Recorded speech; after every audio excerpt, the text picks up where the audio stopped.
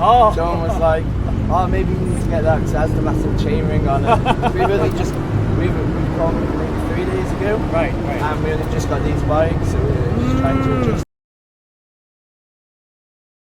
Yeah, okay. Yeah, it was last before I was on the track, so it's kind of different. So Tyler, the guys will be focusing on their bikes because it's their first time to just ride the bikes. There's this popular route in Tarlac.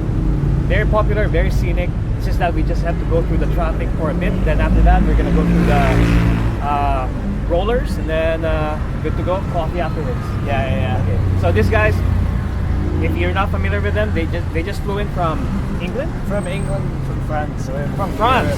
Okay. What's that? France. We get to work on our English and our French today. Okay, so we're gonna be practicing our French and English. But it's really nice that we get to showcase the nice parts of northern Luzon. We're really big supporters of sports tourism. Yeah. So welcome to our backyard. Thanks for having us. Okay, so we're gonna go. Let's go. Okay. Ever wondered what's the life of a pro?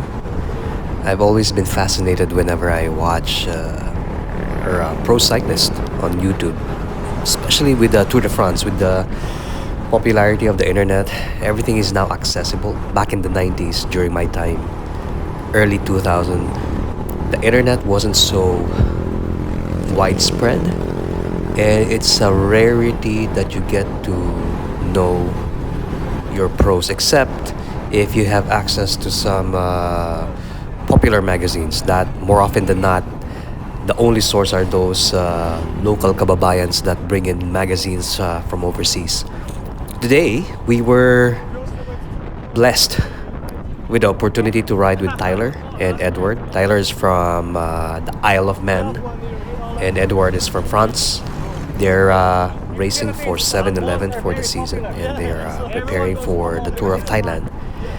And we came across them in the middle of the street in Tarlac where they are based, and allowed us to tag along. Today's route is a little bit traffic at the first part. We go through Tarlac. It's pancake flat, so the speeds can really go on a roll. And just by watching Tyler and Edward the way they ride, you can really see why they are categorized as pro cyclists. The fluidity, the way they hold their handlebars, the way they hold the bike. There's just a certain magic, I can say.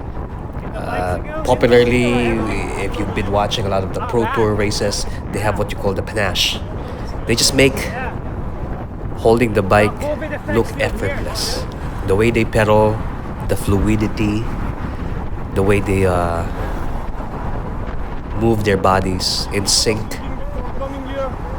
Sometimes it doesn't do justice when you watch them on YouTube, but when you ride beside them, if you're a cycling fan, you'd really be awestruck. You'd be starstruck. I was starstruck. I've never met Tyler or Edward before, so our small talking about the bike industry, talking about life in general, gave me a glimpse of how these two young lads are enjoying life on a bike. And they've been traveling the world. Edward, if you've seen his Strava, I just feel jealous whenever I see his regular rides in Monaco, just across the border from France.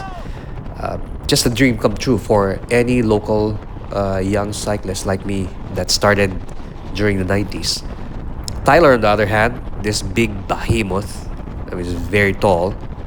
I've discovered that he's a huge engine back in the UK.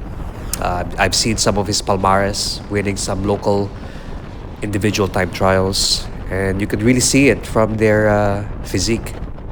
Long, lanky, huge engine. Sometimes you'd be humbled how they make speeds look so simple. It's like a walk in the park that most of us would already run out of breath. Tarlac is a popular place for training because of its wide roads, pancake flat, but also there's a mix of hills at the other side of the province, and that's where we are headed now. From here, from the flat section, we head straight all the way going towards Sitio Baag. But in the meantime, while there are no hills before the pain, I just get to enjoy the company of Tyler and Edward and Tom, and we just try to soak in the experience of having the opportunity, a rare opportunity, to ride with our pros. When you get to ride beside them, there's just this magic, I can say. I'm an avid cyclist, but riding beside them, you could see the corner of my eye always looking at Edward or Tyler, just trying to mimic how they hold the bike, trying to copy how they pedal. A simple acceleration like that, that's the signature Edward. I don't know how they do it, but we've seen it with our local 7-Eleven and excellent noodle pro athletes. Especially now we have Victoria cycling team and all the other trade teams.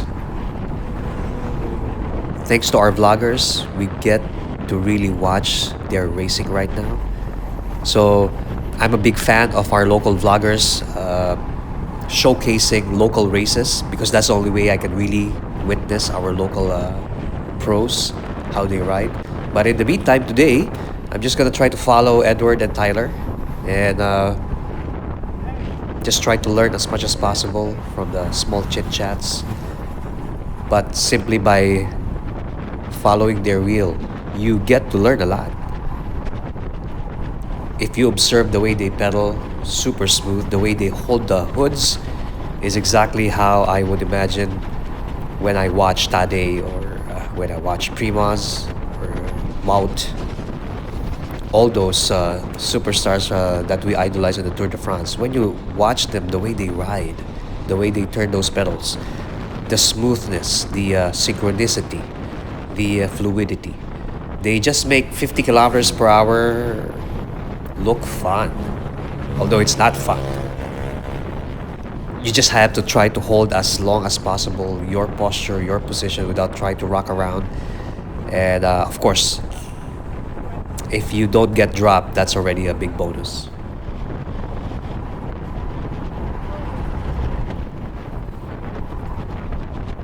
There are sections where Edward decides to play, just stretch his legs. Today's session is really all about them stretching their legs.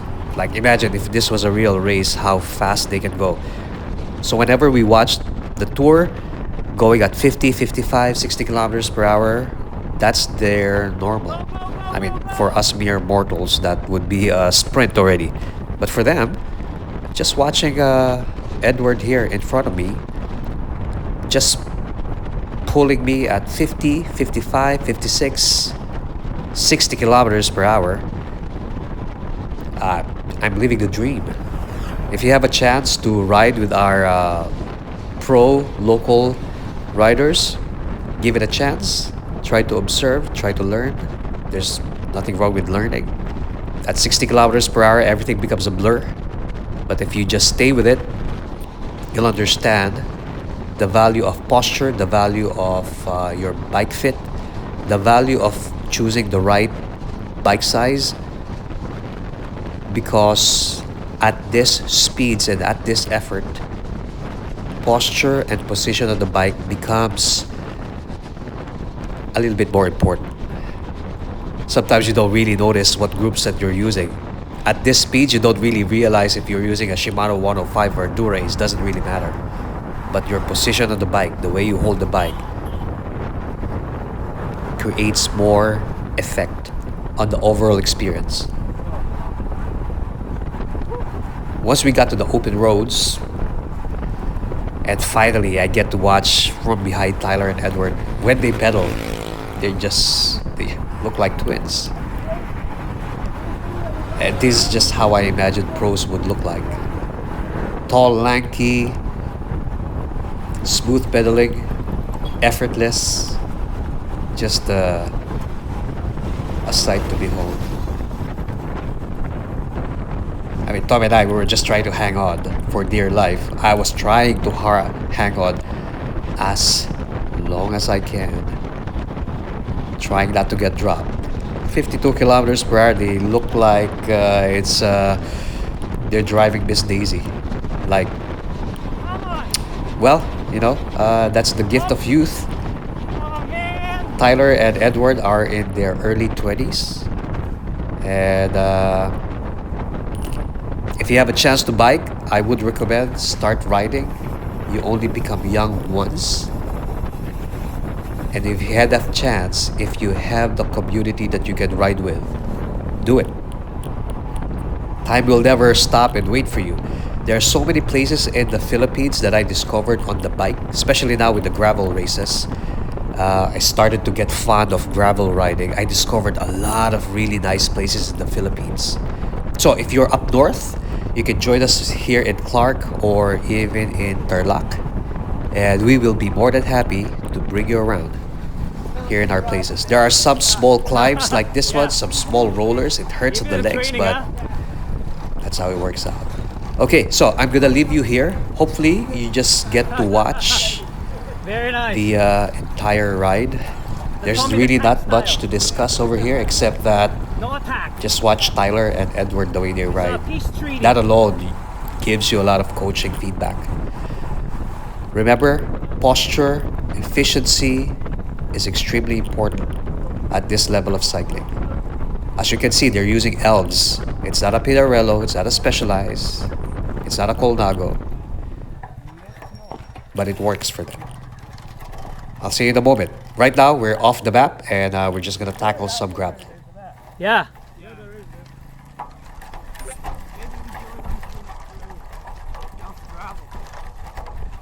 I know it's like a massive trend, but maybe not on road bikes. Shkoda.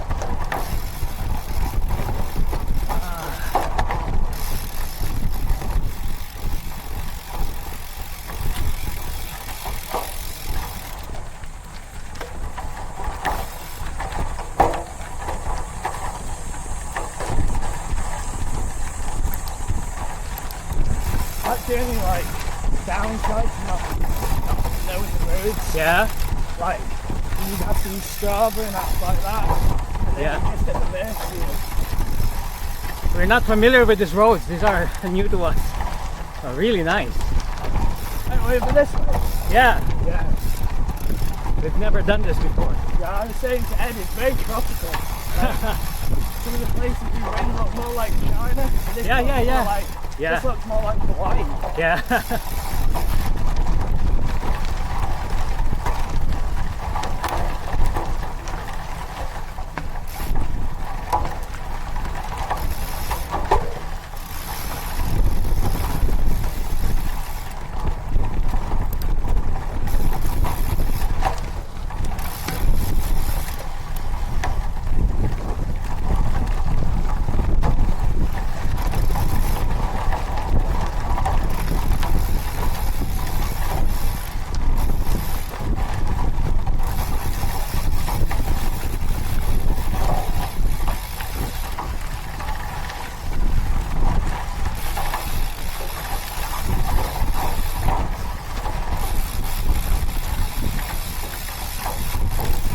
There it is. There we go.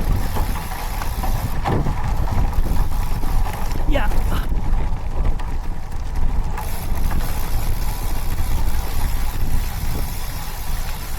It's not getting lost, it's finding the road. Yeah, yeah. Discovery. Yeah.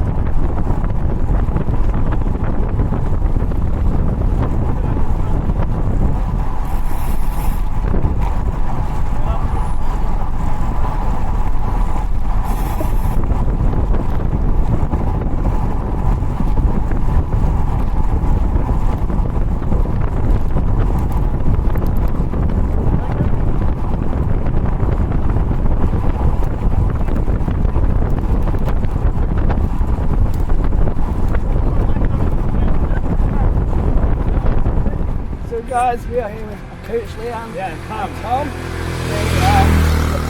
Chicken with us today. How you guys finding it? When's the next rest stop? Yeah, so me and Ed are on about a 3-hour endurance ride, about a week out to the tour of Thailand, and then they are also come along. So Yeah, we're it's just been gonna good to tag have along. some company. Some also Good stuff. former American and also Former Filipino. Still Filipino. Still Filipino, just. So yeah, good. I'll also put a link down to his channel, so go Thank check you. that out. And yeah, sun's out, all good. So a bit better than the weather back at home, but yeah, we'll just crack on. About 2 hours in now, so see you guys in a bit. Thank you. No worries. No Perfect. worries.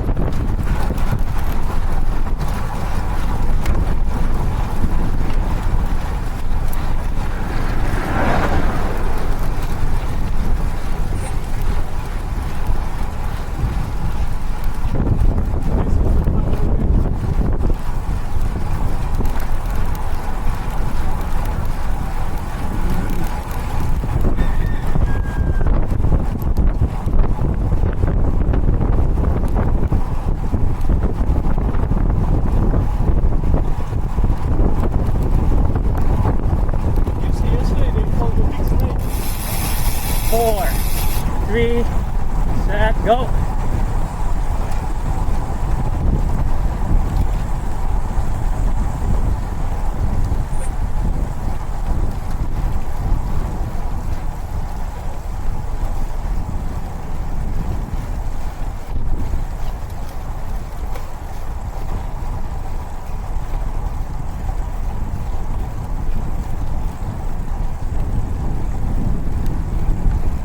Perfect.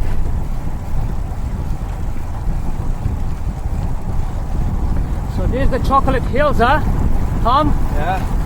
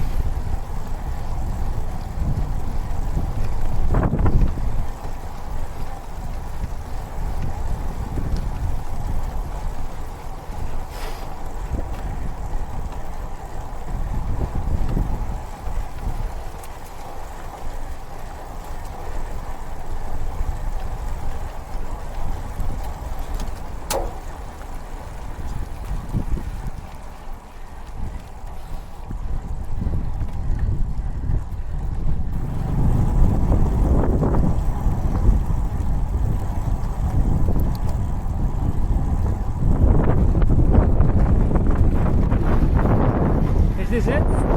This is it, right? Yeah, going to Tala. Ah, okay. This is the one going to Tala. Oh, store! You really timed it, huh? Yeah, I wasn't sure if this was the place. Yeah, this is it. This is the one that goes to Tala. The one that 22%. We'll ride past. Okay. See if I can.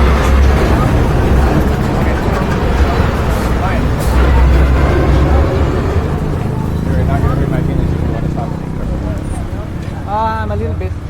But yeah, okay, fine. Let's stop.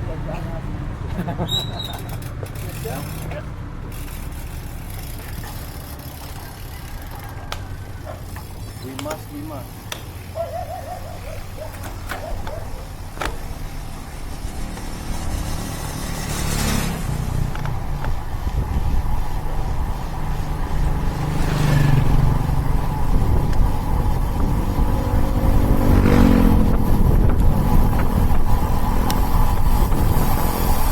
Hello, sir. Good morning.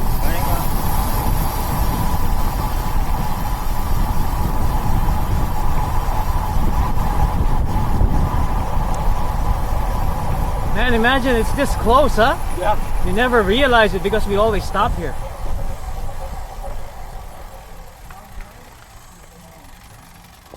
Okay, let's say hi.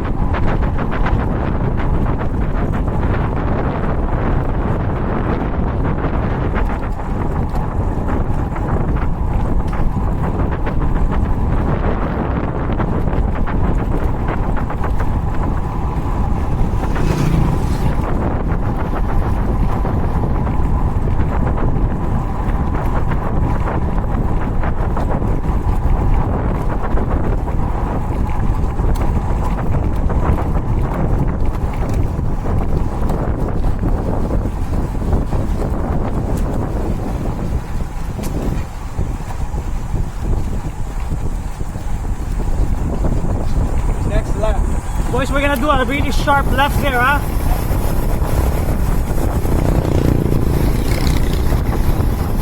You're not gonna see it. It's a small house.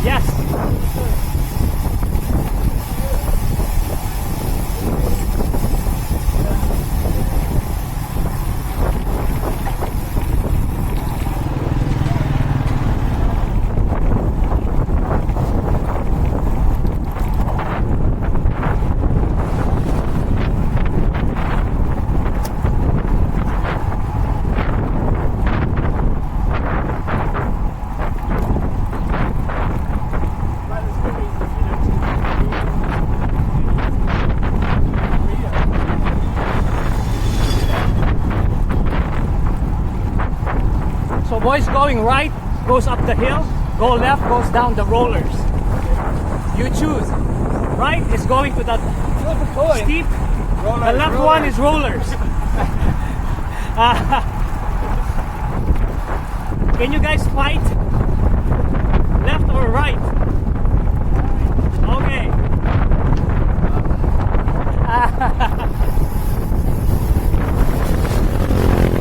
Okay, right.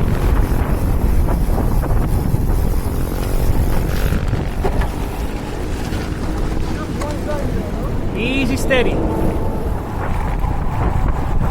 We're gonna wait for Tom at the top.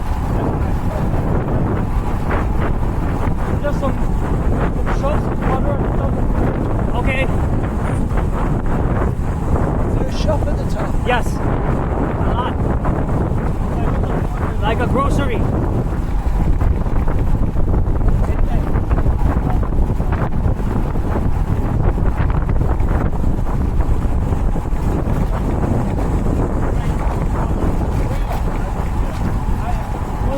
Water spray, and then the Gatorade and just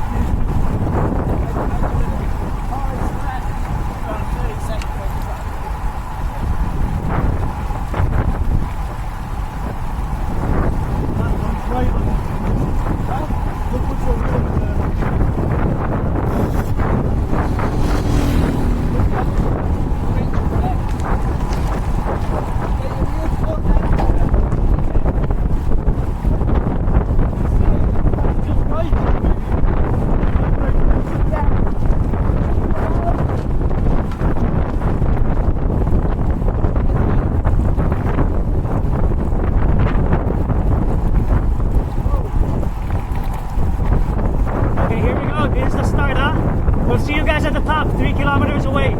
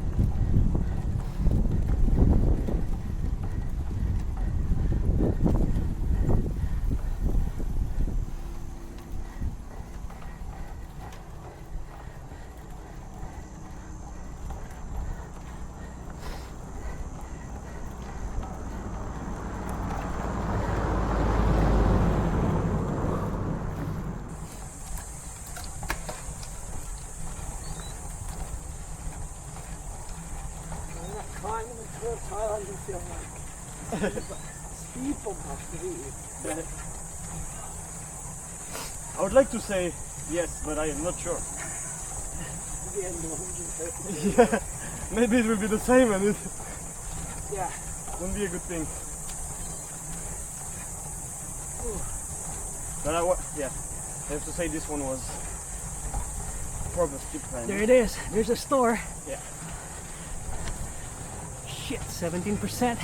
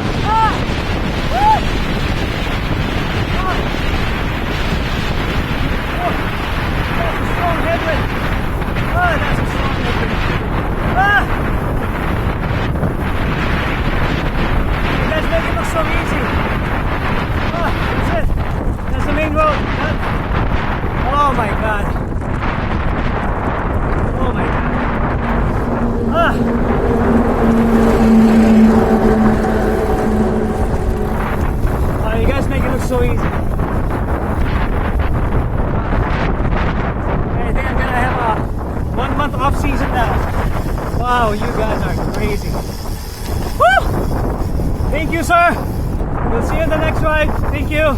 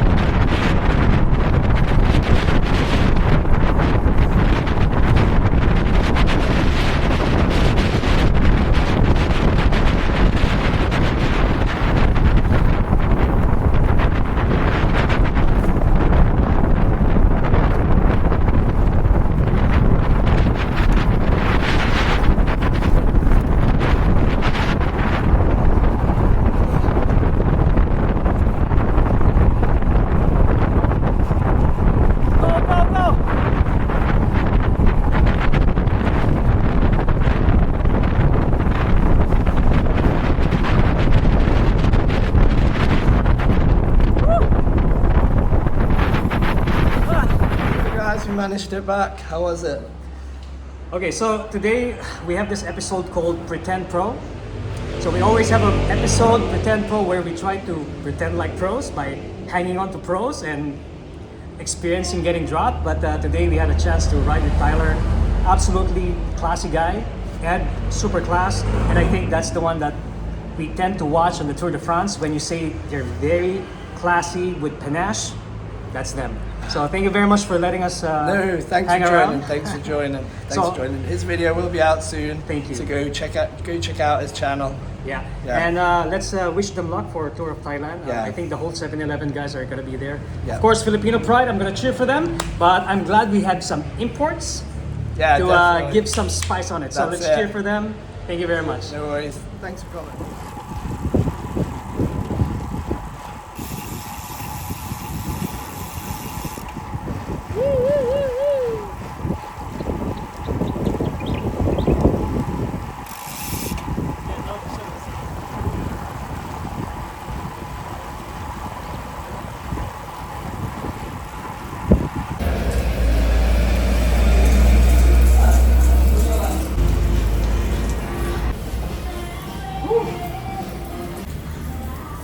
So this is Ed. He was very helpful to give us some ideas about 1 minute on, 1 minute off shit. Yeah, It was pretty hard. obsession. It was really hard, but we learned a lot from these two guys over here. And 7-Eleven, thanks for supporting our cyclists, especially our Go for Gold champion over here. Good afternoon. So if you know this guy, Hi, my name is Tyler Hanning. I'm 21 years old from the Isle of Man. and I've been cycling for about 16 years, and last year I won a UCI race in China called the Tour of Poyangli. To see what cycling is like in Asia, to discover a new part of the world, to join a new team and see what the cycling scene is like in Asia. Today we did about 110 kilometres around Tarlac, the Tarlac area, took in some nice climbs and also some nice scenery along the route. My partner also did some intervals along the way, some interval training to help us prepare for the upcoming tour of Thailand and get acclimatised to the heat. There's obviously the high level competition there's top pro teams there that you will see on the races like the Tour de France, but also the heat. I'm sure many of the viewers are also from the Philippines and other countries alike, and they know what the heat is like and the toll it can take on you. Also the distance is quite a long multi-day event, so day after day that fatigue can build up and really start to take its toll on you. Yeah, so basically your fatigue resistance is once you start to hit around 3 hours, what kind of power you can produce to almost simulate a race at the end of the race normally, which is around 3-4 hours. You have to make those big efforts to try and get away from the pack or climb the hill the fastest. So yeah, fatigue resistance is to just work on the power at the end, to make sure the power you can do at the end of the race is the power you can do at the start of the race when you're fresh. Yeah, so a typical fatigue resistance session would be about a 4 hour ride, nice warm up, and then at the start after about 30-45 minutes do some hard efforts in that what they call VO2 max, which is very hard short rest, and then take a nice long break, about 1 hour and a half, 2 hours, and then try to do it again and see if the numbers compare. So when you first do it, there'll be quite a drop off. The numbers will be much higher at the start compared to the end, but hopefully as you train it, it should start to become equal or even better. So if I was gonna summarize it, warm up 45 minutes. Yeah. First session, do your hit out, 1 minute on, 1 minute off. Yeah, exactly. It's like simulating trying to establish a breakaway. Yeah, make the breakaway, go up a hard climb. Okay, and then after that, there's a lull.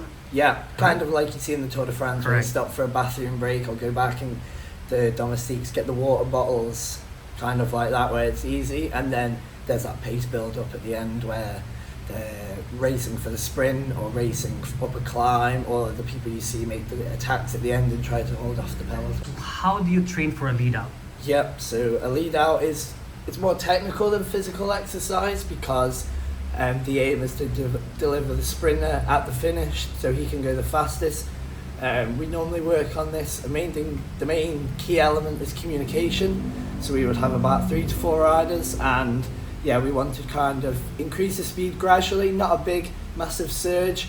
You want to also you want to look behind you as much as you can, obviously, when you're going at 50 kilometers, 60 kilometers an hour. So it's trying to use effective communication to ramp up the speed, and then once you start to feel you're fading, your power's dropping, you can't hold it, then you swing off, and you want to deliver the sprinter in the best position and also at the fastest, but also so he's the freshest with about 200 meters to go.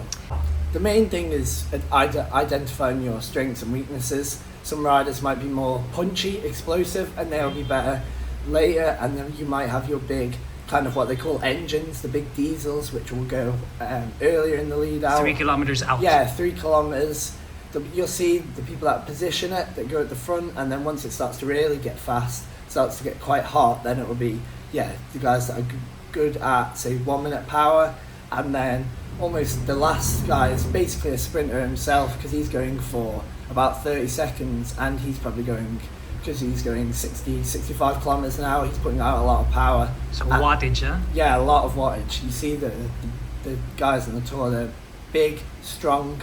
No, you have to train it, definitely, because it's not so easy, because for a lot of teams, they live all over the world.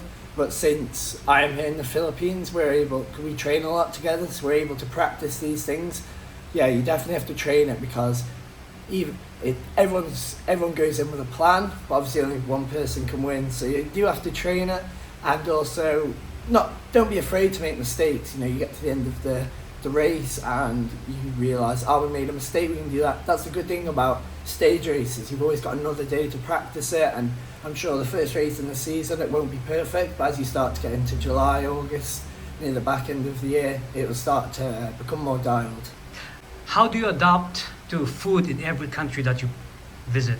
The main thing is just having an open mindset, trying to embrace new cultures. But obviously you don't want to have any problems, get any illnesses, so it's kind of identifying foods you know that are safe, that you've tried. Also in the race as well, you don't want to take any new gels or anything, you want to stick to what you know. So it's just looking for, you have your staple foods, your rice, your bread, your pasta, your chicken, your eggs, they're kind of your staple foods. And then you might try and, depending on the stage, you might sprinkle in a bit of this and a bit of that, so it's kind of not trying anything too out of the extreme, close to race day. Yeah. What makes the Philippine setting unique when it comes to the people, the roads? Yeah. Everyone has a uniqueness, right? Yeah, definitely. So the main thing I would say is people always have a smile on their face. They're very welcoming. They embrace cyclists. Although the traffic can be quite hectic at times, they're doing it in a way where they're not trying to harm you. You stop at shops, refill your water bottles, everyone's got a smile on their face, they treat you with respect, so that's really great to see. And also the Philippines it's undiscovered in terms of the hidden roads, the hidden routes, the lovely scenery. And also I would say one of the main things is the cost of living, the ability, the prices here, they're a lot cheaper than Europe, and it's really great for someone who's come from Europe to see that, but also it's great to it's great to see what the prices are and how low they are, and it's quite affordable for people compared to other countries. Today we got a chance to come across Tyler and Ed. We saw them riding past by the National Highway.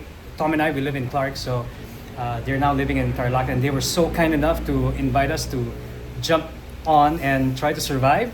But we did our best not to drop them in the airport. Yeah. we didn't want to drop them in the we airport. just about managed to hang on, which is good. But what I like about cycling is that Tyler is from the Isle of Man. I've never been to the Isle of Man. Ed, who's like the machoest guy in the world, but he's from France. But what I like about it is that cycling becomes a common language. And truth behold, we never knew any one of these guys, but when they treat us, it's like we've known each other. We've got our Go for Gold champion over there, but he's sleeping, so we're not going to show him on the camera. So humble, but that's what I like about cycling in general. Go back to simplicity. Sometimes we have a choice to make it complicated or make it simple. So if you have a chance to make it simple, make sure that you give a smile to other people. Yeah, wave, smile, treat everyone the same respect. Correct.